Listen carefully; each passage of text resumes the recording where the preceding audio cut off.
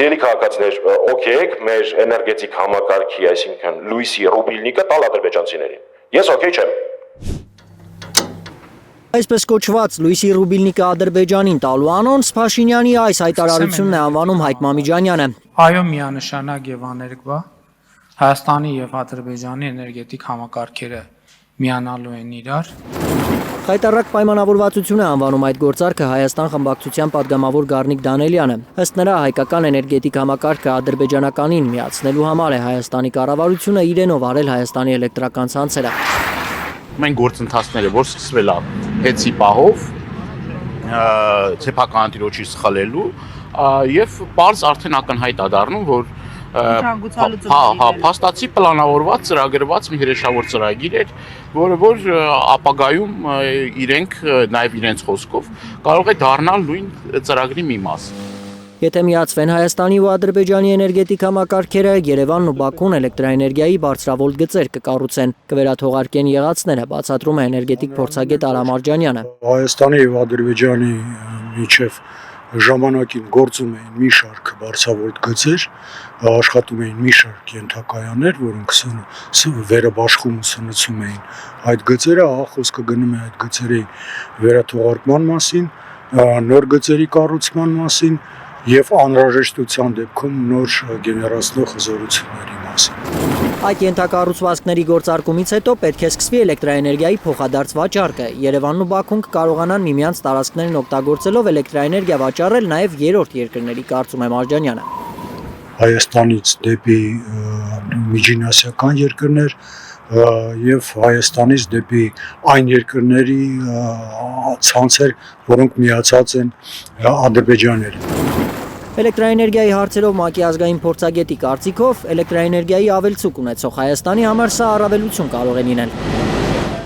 Այն ոլորտն է, որտեղ Հայաստանը առավելություններ ունի իր հարևանների նկատմամբ։ Հայաստանը գազ չունի, նավթ չունի, նավթ վերամշակող զորություններ չունի եւ էլեկտրաէներգետիկան է, որտեղ Հայաստանը ունի լուրջ ներուժ, լուրջ կարողություններ։ Փաշինյանը չորեքշաբթի վստահեցրել էր, որ մեր երկիրն ու Ադրբեջանը հավասար պայմաններով են օգտվելու այս գործարքից։ Փոխադարձաբար նույն պայմաններով օգտվելու են եւ արտահանման եւ ներմուծման հնարավոր պայմաններից։ Կարող է մի օր էլ բանակները միացնի։ Կարող է ասի օպտիմալ ծախսերը կազմակերպելու համար եկեք Հայաստանի եւ Ադրբեջանի զինված ուժերը միացնենք իրար քաղաքականությունը։ Ընդդիմադիր падգամավորը ռազմավարական ռիսկերի մասին է ահազանգում։ Դրանք կան, հաստատում է էներգետիկ փորձագետը, հիշեցնում 90-ականների մութ ու ցուրտ տարիներ անունը ստացած ճգնաժամի մասին։ Վաղ 90-ականների խորը էներգետիկ ճգնաժամը Հայաստանում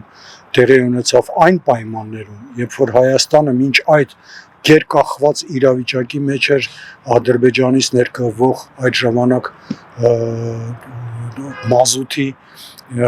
բնական գազի եւ նավթի տեսանկյունից, ինչը հանգեցրեց ամենադաժան յետխորհրդային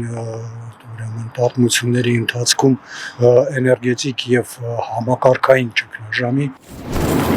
Հիմա ըստ Արջանյանի Ադրբեջանից նավթի, գազի, էլեկտրաէներգիայի մատակարարումներից գերկախվածության դեպքում Հայաստանը կարող է տուժել, եթե կրկին առճակատում լինի։ Մեկ այլ ռիսկ ստեղծվում է գազ էլեկտրաէներգիայի դիմաց հայ-իրանական ծրագրի համար, նկատում է փորձագետը։ Գազ էլեկտրաէներգիայի դիմաց ծրագիրը կամաց մահանա, այո։ Փոխանակ զարգանա եւ գա հասնի իր նոմինալ հզորություններին։ Ըստ Արջանյանի այս սցենարը Իրանը կարող է գործի դնել, եթե լուրջ սպառնալիքներ նկատի TRIP նախագծում, այդ դեպքում 20%-ով կնվազի Հայաստան ներմուծվող գազի ծավալը։ Ալբերտ Սերոբյան, Աշոտ Մնոյան, Գագիկ Տեր-Ղազարյան, Հայլուր։